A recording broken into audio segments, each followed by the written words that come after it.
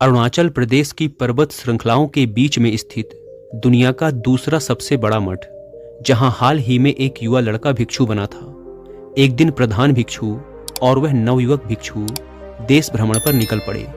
दोनों कई गांवों और शहरों से होकर गुजरे, अनगिनत लोगों से मिले और उनके जीवन से जुड़े अनुभव साझा किए। एक दिन अचानक तेज बारिश और तूफान ने उन्हें रास्ते में रोक लिया। आश्रय की तलाश में वे एक नजदीकी धर्मशाला में पहुंचे। धर्मशाला में उपस्थित सभी लोग बारिश के सुंदर नज़ारे का मजा ले रहे थे।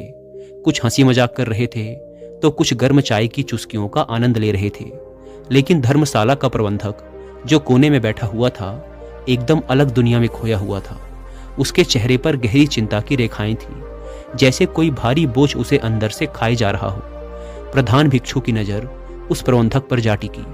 उन्होंने ध्यान से उसको देखा और पास जाकर शांति भरे स्वर में पूछा, तुम इतने उदास क्यों हो? इस मौसम की खुशियां तुम तक क्यों नहीं पहुंच पा रही? पहले तो उस व्यक्ति ने भिक्षु की बातों को टालने का प्रयास किया, लेकिन थोड़ी बहुत इधर उधर की बातों के बाद उस व्यक्ति ने अपनी असल समस्या बतानी शुरू की। व्यक्ति ने कहा, मैं जो भी करता हूँ उसमें कुछ ना कुछ गड़बड़ हो ही जाती है। इतनी तो मेहनत कर रहा हूँ, फिर भी कहीं अच्छा काम नहीं मिल पा रहा है और ना ही ढंग से घर की जरूरतें पूरी कर पा रहा हूँ। मेरी बीवी मेरे दोनों बच्चों के साथ अपना मन मारकर रहती है कि एक दिन तो सब अच्छा हो जाएगा। ना मैं अच्छा पिता बन पाया और ना ही अच्छा पति। व्यक्ति की ये बात सुनकर शिष्य से रहा नहीं गया और उसने व्यक्ति से पूछ लिया कि तुम कहीं किसी और अच्छी आमदनी वाले काम की तलाश कर रहे हो या नहीं? इस पर व्यक्ति ने कहा, इसका कोई फायदा नहीं होगा। मुझे ज्यादा आमदनी वाला काम नहीं मिल पाएगा, क्योंकि आजकल ये इतना आसान नहीं है और इतनी महंगाई में छोटी से छोटी जरूरतों के लिए भी एक मोटी रकम चुकानी होती है। ऐसे कैसे जिंदगी कटेगी? व्यक्ति के मुंह से ये सारी बातें सुनने के बाद प्रधान भिक्षु ने एकदम शांत स्वर में कहा, तुम्हारे मन में बहुत बोझ है ना? जैसा सोचा था वैसा नहीं है, इसीलिए। व्यक्ति ने कहा, हाँ, आप सही कह रहे हैं। मैं हर दिन इसी चिंता में उलझा रहता हूँ। मेरे दिमाग में हर वक्त यही चलता रहता है कि मैं भी कहीं भाग जाऊं, इन सब से दूर। आप भिक्षुओं की जिंदगी हम सबसे तो अच्छी ही है कि कोई भी चिंता और तनाव नहीं है आपके पास। व्यक्ति की बात शिष्य को भी सही लगी। उसे लगा कि व्यक्ति का इस तरह से चिंता करना जायज है, जो परिवार की जरूरत पूरी न कर पाए, घर चलाने को अच्छे से पैसे ना रहे हों, नौकरी की चिंता हो और जिंदगी में जैसा सोचा था वैसा ना हुआ हो, तो आम सी बात है, इंसान तनाव में चला ही जाता है। उसे कोई चिंता ना हो, ऐसा कैसे हो सकता है? लेकिन शिष्य पूरी तरह से गलत था, क्योंकि व्यक्ति के इस बात का जवाब गुरु ने कुछ इस तरह से दिया कि शिष्य भी हैरान रह गया। गुरु ने एक गंभीर आवाज में कहा, और तुम्हारी इतनी चिंता करने की इस आदत से शायद सब कुछ ठीक हो जाता होगा, है ना? सोचो, अगर ये भी ना होता तो क्या करते तुम? व्यक्ति ने कहा, मैं समझा नहीं कि आप क्या कहना चाहते हैं। गुरु ने फिर उन्हीं गंभीर शब्दों में कहना शुरू किया, मतलब ये कि जो तुम्हारे पास है उसके लिए खुश ना होकर जो पास नहीं है उसके पीछे परेशान हो। तुमने सिर्फ परेशानियों के बारे में सोचा, चिंता की और उसी चिंता को पालने लगे तुम। क्या तुमने इसके बारे में कभी सोचा है कि तुम्हारी इसी चिंता की वजह से तुम अभी जो तुम्हारे पास है उसका अपमान किए जा रहे हो, जबकि तुम्हारे घर का पेट तो उसी नौकरी से चल रहा है ना, जिसे तुम भला बुरा समझ रहे हो। इसीलिए तुम्हें शांत होना चाहिए, खुश होना चाहिए, ना कि चिंता में डूबे रहना चाहिए। व्यक्ति ने कहा, हाँ, लेकिन अभी जिन समस्याओं से मैं जूझ रहा हूँ उनकी मुझे चिंता होती ही है। मेरे अलावा बाकी सभी खुश हैं और आराम से जिंदगी जी रहे हैं। मन करता है कहीं भाग जाऊं जहां शांति मिल सके।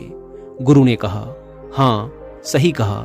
तुम्हारे अलावा बाकी वो हर इंसान खुश है जो भी अपनी समस्याओं को लेकर बैठने की जगह उनका समाधान खोजकर उस परेशानी को मिटाने में लगा है। तुम्हें ऐसा नहीं लगता कि यहाँ पर तुम हर एक कीमती मिनट को घुट घुट के जीते हुए ना जाने कितनी चिंताओं को अपने सीने पर दबाए हुए अपनी जिंदगी को यूं ही गंवाते जा रहे हो? इतनी चिंताएं करके क्या तुमने जिंदगी को ठीक तरह से जिया है? व्यक्ति ने कहा, लेकिन आप ही बताइए गुरुजी, कोई इंसान ऐसा कैसे हो सकता है कि उसकी जिंदगी में कोई चिंता, कोई तनाव, कोई मायूसी नहीं होगी? हाँ, मैं मानता हूँ कि आप इस सांसारिक जीवन से दूर हैं, लेकिन जो इस संसार में ही फंसे हुए हैं और जो अपनी जिम्मेदारियों को अंत तक निभाना चाहते हैं, उन सबकी जिंदगी में इतनी चिंताएं हैं कि हर कोई लगभग मेरे जैसा ही है। आप मुझे बताइए, क्या मैंने इतनी चिंता लेकर कुछ गलत किया? क्या मेरी चिंताएं बेकार हैं? क्या मेरा ये सोचना गलत है कि मैं अपने परिवार को खुश नहीं रख पा रहा? व्यक्ति की बात सुनकर कुछ समय के लिए तो शिष्य को भी यही लगा कि व्यक्ति कह तो सही रहा है। आखिर कोई व्यक्ति ऐसा कैसे हो सकता है कि उसकी जिंदगी में चिंता, तनाव और मायूसी ना हो? लेकिन शिष्य अब सुनना चाह रहा था कि इस बात का समाधान गुरु अब किस तरह से निकालेंगे। उसे इंतजार था कि गुरु अब इस व्यक्ति को क्या जवाब देंगे। गुरु उस व्यक्ति से शांति से कहना शुरू करते हैं कि हाँ, ये बात सच है कि दुनिया में इस चीज से कोई नहीं बचा। मैं मानता हूं कि सांसारिक जीवन के अंदर तनाव होता है, चिंताएं होती हैं, लेकिन ऐसा तो नहीं है कि सन्यासी बन जाने से या साधु बन जाने से जीवन की सारी समस्याएं खत्म हो जाती हैं। हमें भी कई तरह की चिंताएं होती हैं, लेकिन हम तुम्हारी तरह इन चिंताओं को पाल कर नहीं रखते। व्यक्ति ने हड़बड़ाती हुई आवाज में कहा, मतलब? मैं समझा नहीं गुरुजी। गुरु ने फिर वही गंभीर आवाज में कहना शुरू किया, देखो, सिर्फ तुम ही नहीं हो दुनिया में जिसके पास कोई चिंता या तनाव है। एक छोटा बच्चा भी तनाव में जी रहा होता है। भले ही उसे दुनिया की चिंता नहीं होती है, लेकिन उसे इस बात की चिंता होती है कि वो किसी दूसरे बच्चे से पीछे न रह जाए, या फिर भले उसकी चिंता सिर्फ इतनी है कि आज विद्यालय में शिक्षक के सामने उत्तर सुनाने में गलती होने पर कहीं उसे डांट न पड़ जाए, या फिर कहीं गलती से उसके हिस्से की मिठाई के टुकड़े को उसकी बहन या भाई न खा ले। चिंता या तनाव की कोई बड़ी छोटी वजह नहीं होती, या फिर कोई पैमाना नहीं होता कि इतनी छोटी चिंता को चिंता नहीं कहेंगे। ये तो लगभग हर एक के दिमाग के अंदर होती ही है। ये बात सच है कि छोटे बच्चे से लेकर एक बूढ़े और मरने वाले इंसान तक इस समस्या से बच नहीं पाए। उन्हें किसी न किसी तरह का कोई न कोई दुख, तकलीफ, चिंता, परेशानी होती ही है। लेकिन इसका मतलब ये तो नहीं कि उसे लेकर बस उलझे रहें। जब भी कोई परेशानी हमारे पास आती है तो वो हमारे पास ज्यादा देर तक टिक नहीं पाती, क्योंकि हम उसे मिटाने के लिए कोशिश करने लगते हैं और जो भी परेशानी है उसका समाधान ढूंढने लगते हैं।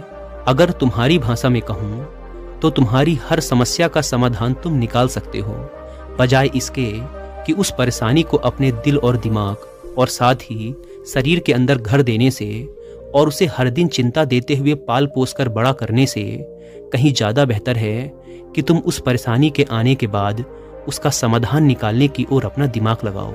देखो, चिंता चिता के जैसी होती है। ये तुम्हें लगातार जलाएगी और फिर जलाकर खाक कर देगी। इसीलिए जब भी कोई चिंता या तनाव तुम्हारी जिंदगी में आए तो उसका समाधान निकालने की कोशिश करो। उसे लेकर रोते रहने से या फिर हमेशा चिंता में झुलसते रहने से कुछ भी हासिल नहीं होता है।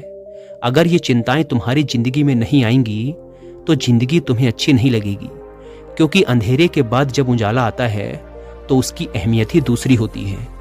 इसीलिए जिंदगी में ये चिंताएं आना भी जरूरी हैं।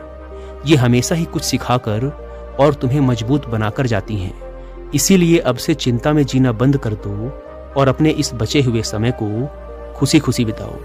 इतनी उलझी हुई समस्या जो इस समय हर इंसान के आसपास घूम रही है, उसका इतनी आसानी से हल निकलता हुआ देखकर शिष्य और वह व्यक्ति दोनों पूरी तरह से हैरान थे। व्यक्ति को बौद्ध भिक्षु की बातें सुनकर ऐसा महसूस हुआ कि शायद हम सभी ने अपनी जिंदगी को कुछ ज्यादा ही मुश्किल बनाया हुआ है।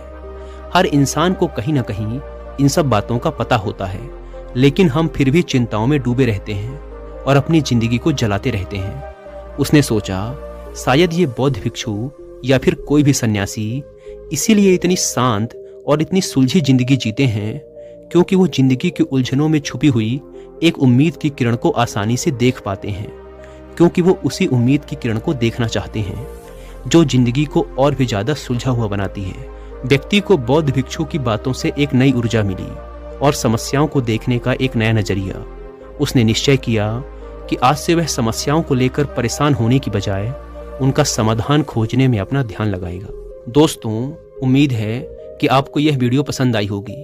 अगर वीडियो पसंद आई तो वीडियो को लाइक और चैनल को सब्सक्राइब भी कर सकते हैं। धन्यवाद।